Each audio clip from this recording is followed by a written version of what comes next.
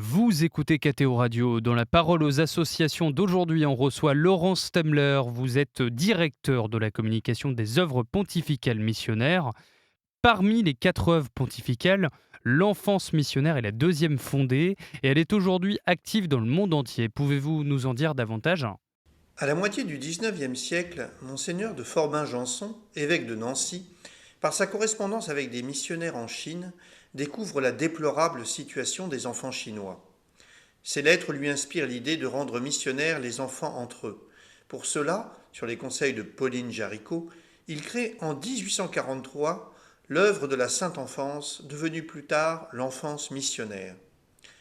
Présente aujourd'hui dans plus de 130 pays, l'enfance missionnaire accompagne les enfants, jeunes et adolescents dans le développement d'un esprit missionnaire et les aide à partager la foi et les moyens matériels, en particulier avec leurs camarades qui en ont le plus besoin. Elle est incontournable dans beaucoup de diocèses d'Amérique du Sud ou d'Afrique où elle est plus populaire même que le mouvement scout. Elle soutient plus de 3000 projets chaque année dans le monde. Son slogan Les enfants aident les enfants évangélisent les enfants exprime bien sa spécificité.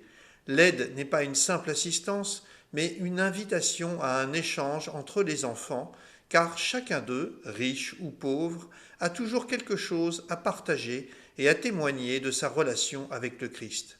Ainsi, grâce à l'enfance missionnaire, plus de 15 millions d'enfants dans le monde s'informent sur la vie des autres enfants, de leurs églises, s'entraident et prient les uns pour les autres. En union avec 112 pays, ils découvrent, prient et partagent afin que l'amour du Christ soit une force pour chacun. Comment les enfants peuvent-ils aider d'autres enfants? Chaque année, l'enfance missionnaire propose de soutenir des enfants dans un pays défavorisé. Des outils pédagogiques, en lien avec le thème de la Semaine missionnaire mondiale, sont mis à la disposition des responsables de jeunes afin de permettre des animations autour de la mission et ainsi de les ouvrir à l'universel. Dans un second temps, les enfants sont invités à concrétiser leurs réflexions en organisant des opérations pouvant rapporter des fonds. Il s'agit d'initiatives se rapportant à la pastorale de l'enfance, l'animation et la formation missionnaire, la formation chrétienne, l'éducation scolaire et préscolaire, la protection de la vie, qui concernent des millions d'enfants. Chaque année, un projet particulier est mis en avant. En 2023, l'enfance missionnaire a choisi de soutenir, par exemple, les enfants birmans réfugiés en Thaïlande.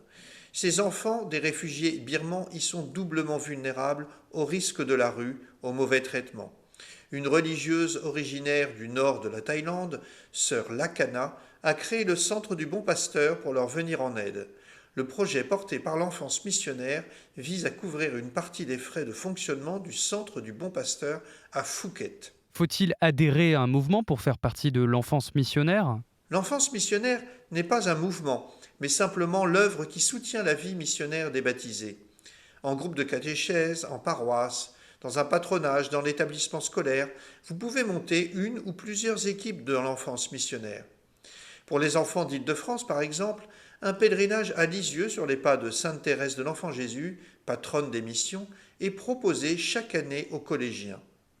Afin d'aider les enfants à devenir de jeunes évangélisateurs en puissance, l'enfance missionnaire leur propose un programme tout simple basé sur les 3 P. P comme prier, s'engager à prier chaque jour à l'intention du diocèse confié, de son évêque et des enfants qui y vivent. P comme partager, participer à la mesure de ses moyens à la grande collecte de l'enfance missionnaire. Et enfin, P comme parler, évangéliser dans sa vie quotidienne.